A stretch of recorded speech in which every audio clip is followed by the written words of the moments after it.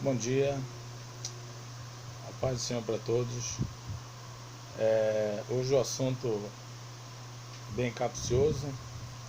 Nós iremos falar do assunto não missionário, não bíblico histórico.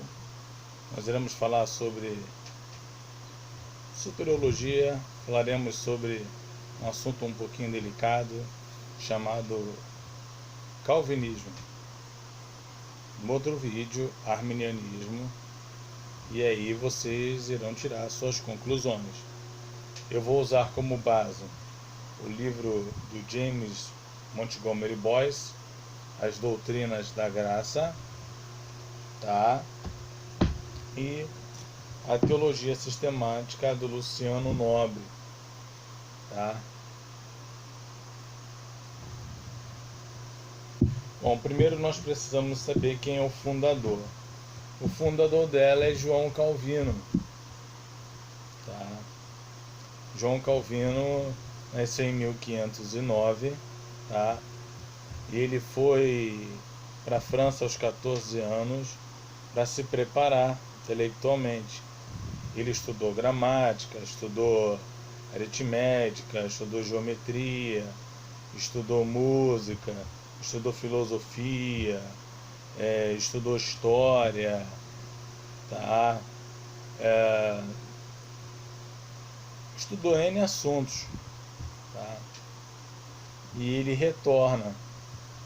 E no seu retorno ele se converte. Ao se converter, ao ler a Bíblia, ele escreve o livro, tá? As Institutas da Religião Cristã. Eu não sei se eu tenho ela, se está aqui à minha disposição. As Institutas da Religião Cristã, mas ela é o livro base de todo reformador. Ali você tem todos os livros, todas as informações contidas que um reformador, um calvinista, seguidor da doutrina de Calvino precisa ter. Então é muito bom que você tenha, você que é reformador, as Institutas de Calvino. Tem pela Cultura Cristã, tem pela Fiel, tá?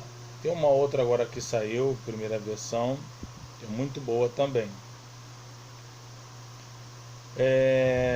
Em 1947, Calvino vai para Genebra. E quando ele vai para Genebra, ele monta aqui uma organização praticamente teocrática. Ou seja, um governo divino. Calvino pregava todos os dias. Calvino chegou num local onde era uma pocilga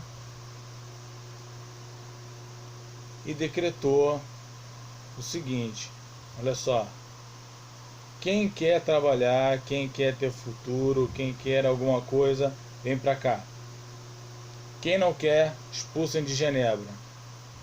E aí, quem não queria nada foi expulso de Genebra, e quem aceitou foi aprender uma profissão: sapateiro, ferreiro, marceneiro, entre outras coisas, tá? Cozinheira, outras coisas.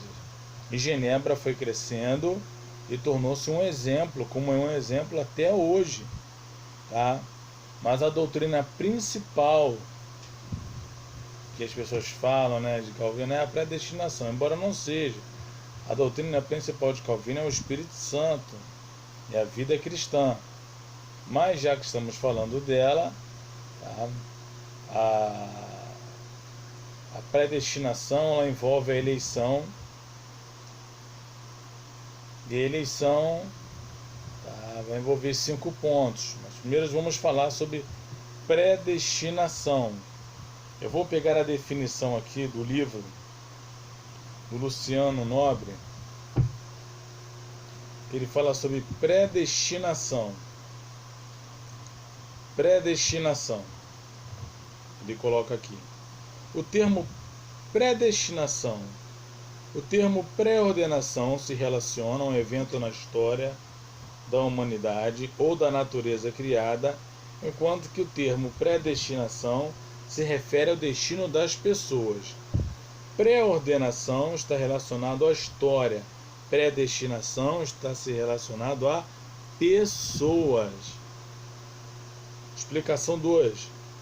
O termo predestinação é uma subdivisão da doutrina da pré-ordenação, sendo que predestinação não se associa ao destino das coisas materiais, mas sim diz respeito ao destino de todas as criaturas inteligentes, anjos e homens. Ou seja, a predestinação diz respeito à predestinação, a predeterminar o destino do homem e também dos anjos. Já foi predestinado antes da fundação do mundo, como em Apocalipse 13. Cristo é o Cordeiro de Deus que foi morto antes da fundação do mundo, já estava predestinado, tá? Agora tem a eleição. A eleição são os eleitos.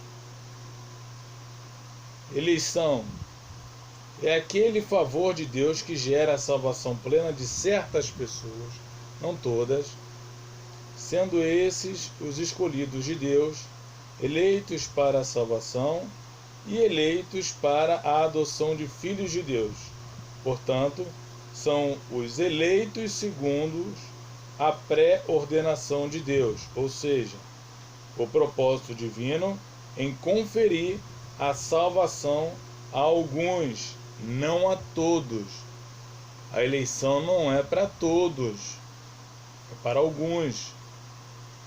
De uma massa corrompida no mundo, Deus separou alguns. De uma bola de neve descendo, Deus foi pincelando alguns para a salvação. Ele não tem direito? Tem. Ele é soberano. Ele faz o que ele quiser. Os não eleitos são os rejeitados ou réprobos, ou seja, os que Deus não elege, pois Deus não toma uma atitude ativa em relação ao não eleito, além de não o contemplar com a regeneração, deixando-o sob a justa condenação que o seu estado de perdição merece. O eleito, quando chega no tempo certo, Deus regenera o coração. Esse coração de pedra se transforma no coração de carne. Ele recebe arrependimento da parte de Deus, recebe fé e confessa a Cristo como Senhor e Salvador e é salvo. Tudo provém de Deus, tá? Para os eleitos. Então a salvação, do começo ao fim, pertence a Deus. Como Jonas 2,9, a salvação vem do Senhor. Tá? Mas nesse caso, tivemos alguns problemas. Em 1610, levantaram-se os discípulos de Jacó Armínio. Jacó Armínio, que também foi calvinista, gostava da interpretação de Calvino, e eles levantaram 5 pontos contra a doutrina calvinista. Essa é a Bíblia de Estudo Herança Reformada. Diz assim: primeiro ponto dos remonstrantes, 47. 43 deles se levantaram contra, em 1610. Primeiro ponto: eleição com base na fé prevista, ou seja, Deus predestinava vendo lá no futuro. Ele olhava no futuro, via que a pessoa iria recebê-lo como Salvador e predestinava. Mas quem colocou o futuro se não foi Deus? Quem foi que colocou? Não?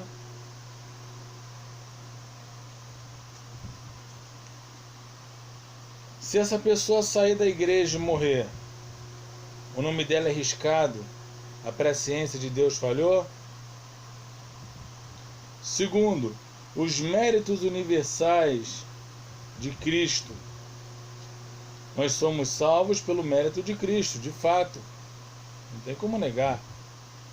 Salvos pelos méritos de Cristo, mas não universais. A salvação é para os eleitos, de acordo com o calvinismo.